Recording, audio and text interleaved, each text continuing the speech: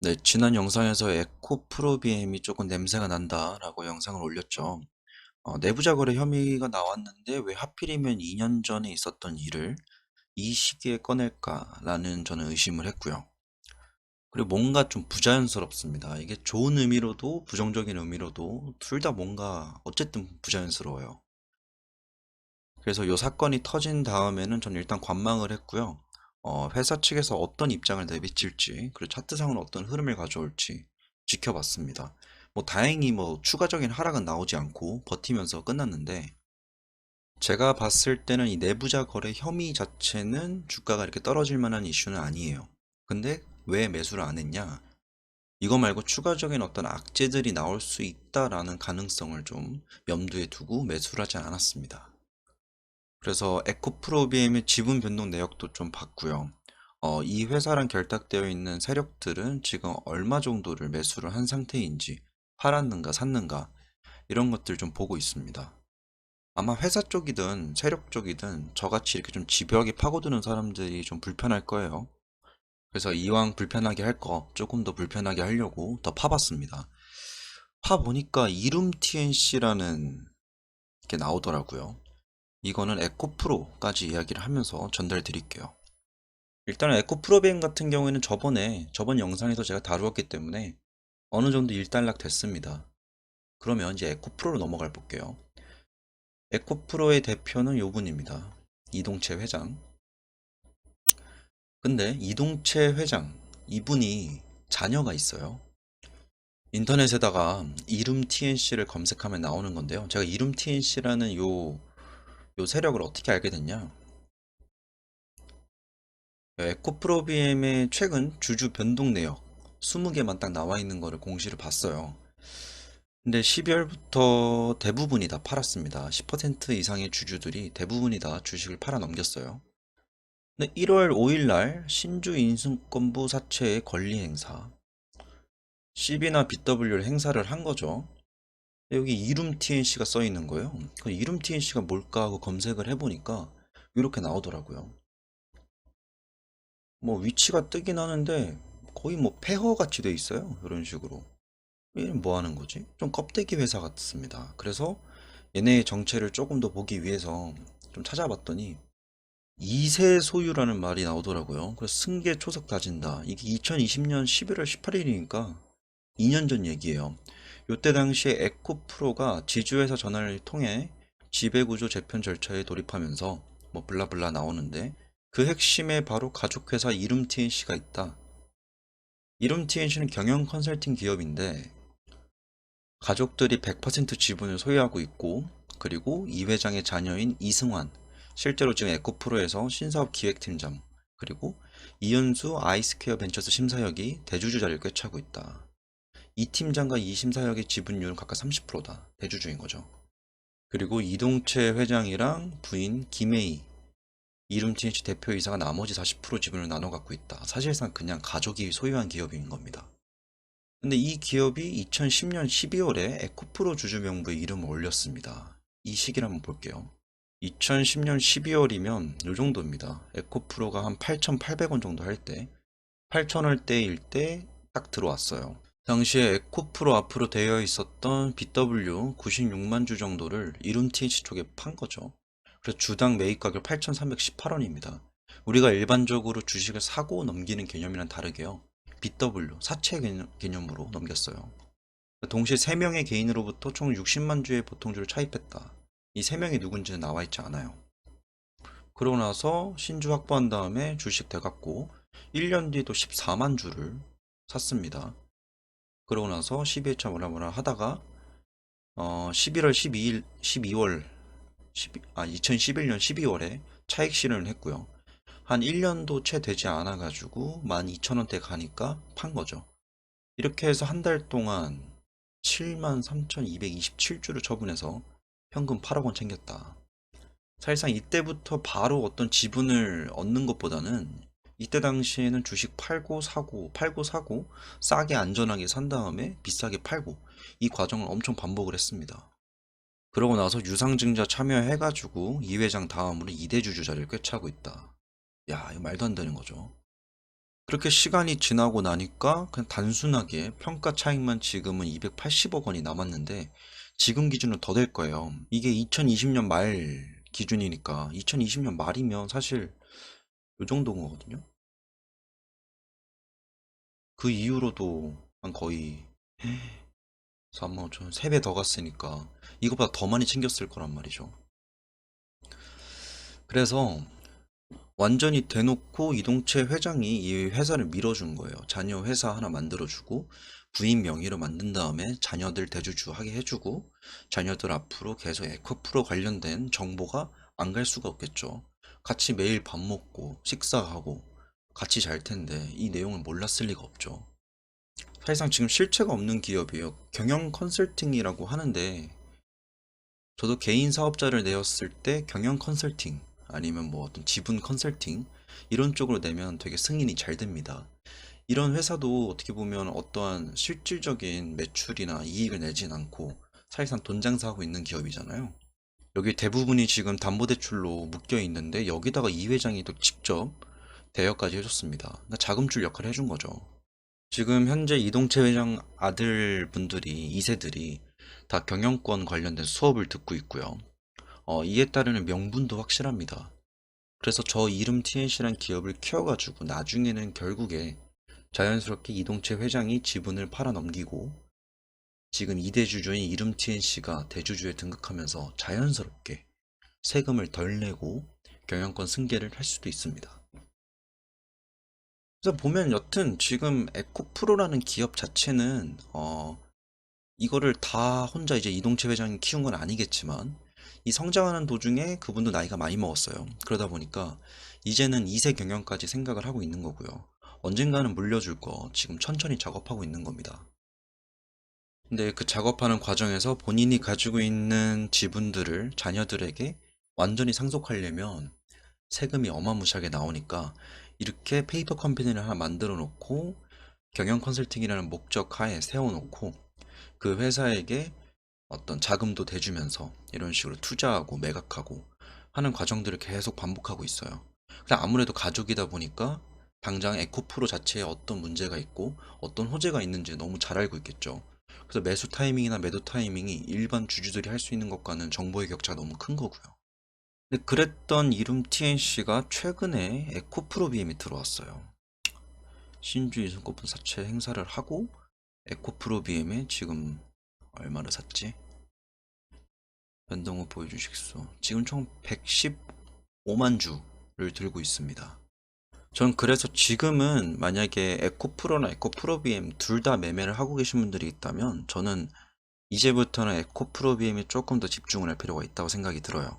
그냥 제 감인데 에코프로는 이미 이름 TNC가 어느 정도 작업을 쳐가지고 돈 많이 벌었습니다. 요때 들어왔는데 이 이후로도 계속 거래하고 팔고 사고 유상증자에서 신주 인수하고 사채 반응해서 또 더 땡기고 그런 작업들이 이제 거의 다 끝났다고 봐요, 저는. 근데 에코 프로비엠도 지금 들어오고 있습니다.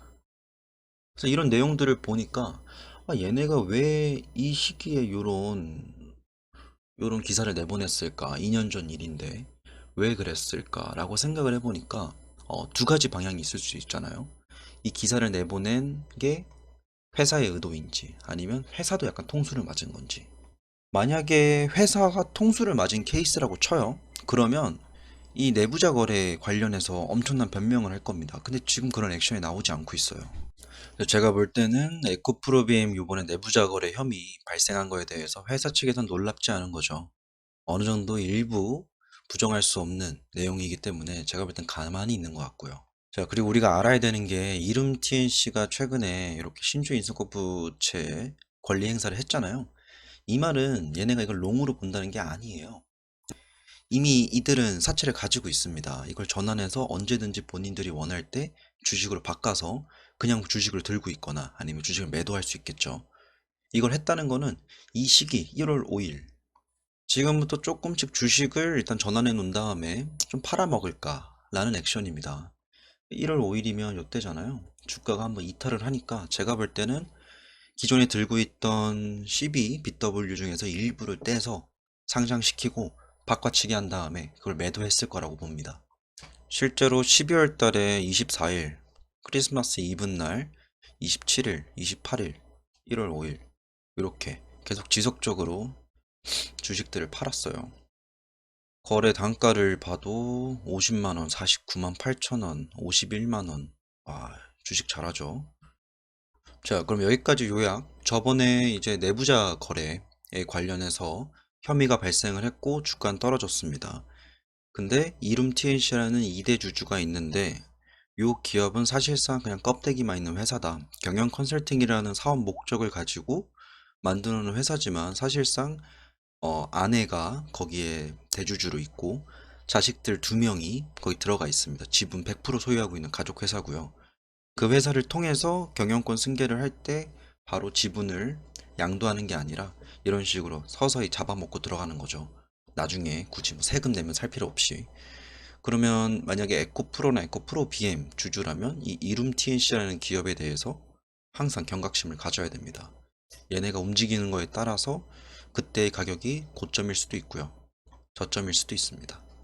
근데 지금 최근에 판 가격대 보면 50만원, 회사를 앞으로 계속 끌고 갈 요 사람들이 50만원대는 비싸다라고 판단을 했던 거죠.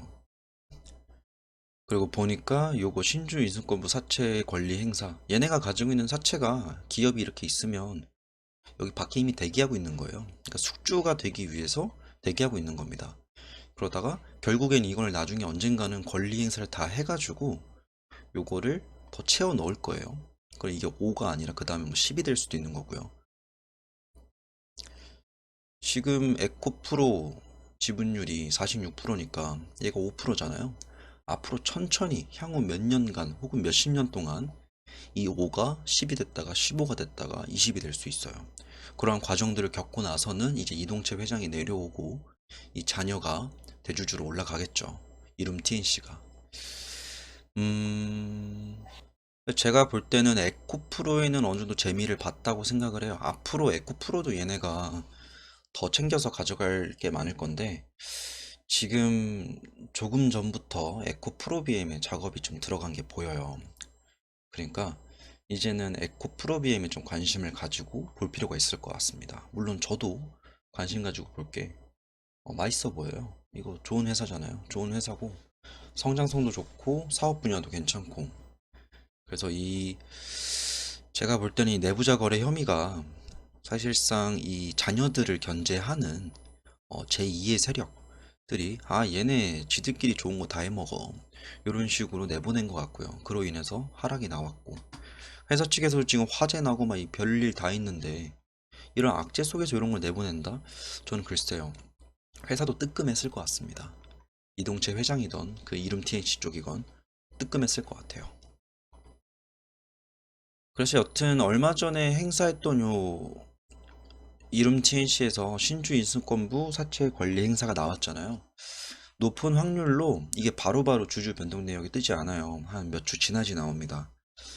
아마 다음 달 뭐 2월 중순 말쯤 되면 여기에 이름 TLC 이름으로 장내 매도가 좀 떠 있을 것 같아요.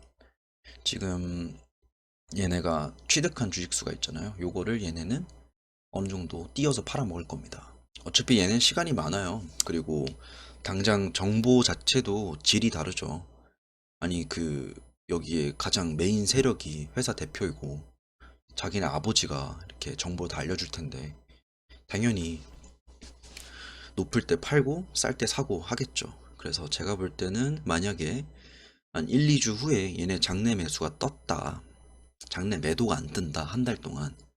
그러면 털어먹고 저점 잡는다라고 보시면 될 것 같아요.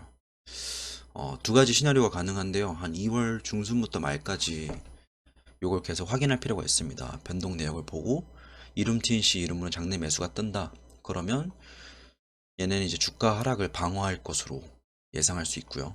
장내 매도가 나온다. 그러면 얘네는 요 구간이 그냥 비싸다라고 판단을 한 거니까 굳이 여기서 버티고 있을 필요가 없는 거죠. 근데 제가 볼 땐 높은 확률로 얘네 샀을 것 같아요. 여기서 엄청 주워 담았을 것 같습니다. 일단 여기서 이미 행사를 했지만 이미 좀 팔았을 것 같고 장내 매도하고 매수 또 했을 것 같습니다. 그 차트에 대한 설명을 조금만 해드릴게요. 먼저 에코프로비엠을 보면 에코프로비엠은 그 장기적인 선들이 이렇게 지켜주고 있어요. 그래서 이 가격대를 깨지만 않는다면 전 안전하다라고 생각을 하고요. 이 가격대가 지금은 26만 3천 원이니까 아직 좀 멀었죠.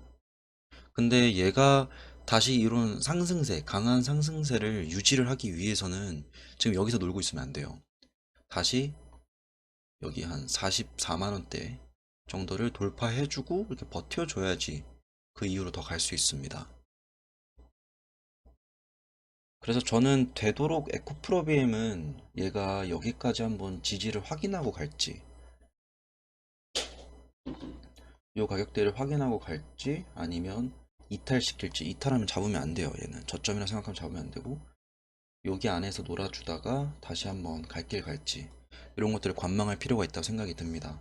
일단 거래량이 실린 하락이 나왔기 때문에 지금은 바로 잡을 필요가 없습니다. 조금 시간을 가지고 거래량이 떨어졌을 때 요 안에서 한번 매집을 하면 괜찮을 것 같아요. 저도 노리고 있습니다. 에코프로는 에코프로비엠 때문에 같이 떨어진 케이스인데, 저는 에코프로비엠은 지금 잡을 생각이 전혀 없어요. 아, 에코프로는 잡을 생각이 전혀 없어요.